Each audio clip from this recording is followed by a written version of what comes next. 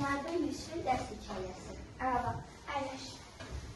Bugünkü dərsimi şifahi suallarla dəyərləndirmək istəyirəm sizi.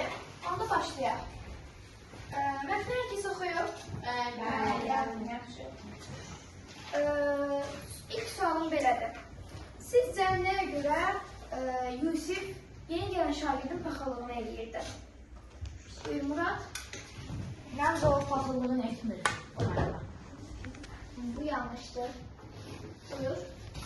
Müəlliməm, mən bilən o uşaq təzə gəlmişdi, həmçinin savadlıydı, mədəni idi, tərbiyəli idi. Buna görə onun paxıllığını çəkdi. Bu doğrudur. Əyləş. Yaxşı. Sizcə bu əsər bizə nəyi başa salır? Buyur Murad. Bu əsər bizə başa salır ki, təzə gəlsək də, yəni yeni bir ortama alışma, yəni bizə çətin ola bilər. Amma biz öz tərbiyəmizi, öz ağlımızla o ortama alışa bilərik. Yəni oranın hörmətini qazana bilərik. Yəni bizə ən əsası